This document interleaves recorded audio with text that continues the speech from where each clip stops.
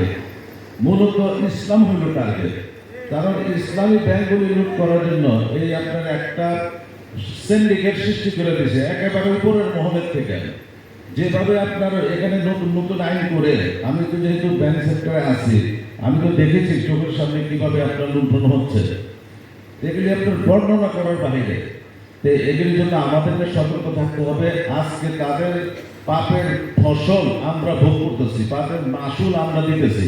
আমরা এখন ব্যাংক থেকে টাকা উঠাইতে পারি না, আমরা এখন আপনার লোন পাচ্ছি না, কারণ সব তো খালি করে ফেলছে।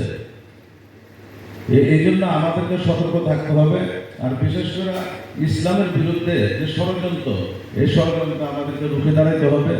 আমাদেরকে আরো অনেক ত্যাগ স্বীকার করতে হবে, আমাদেরকে ঐক্যবদ্ধ হতে হবে, আমাদেরকে আপনার সম্মিলিতভাবে ইসলামের পক্ষে দাঁড়াইতে হবে। যেমন আল্লাহ পাক ইরশাদ করেন,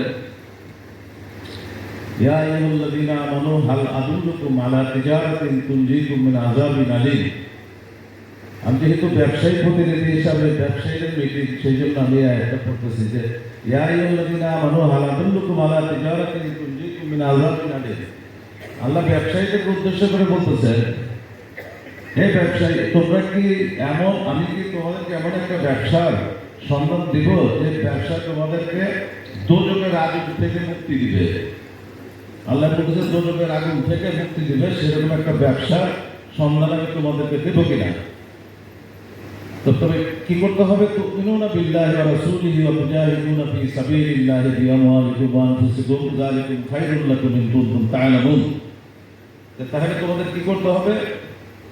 আল্লাহ রসুলকে তোমাদেরকে মানতে হবে, আল্লাহ রসুলের নির্দেশনা তোমাদেরকে মানতে হবে, এবং জানমাল আল্লাহর রাহে খরচ করতে হবে।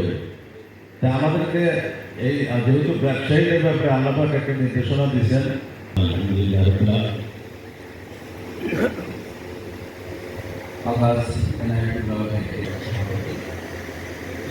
ভাইরা বন্ধুরা,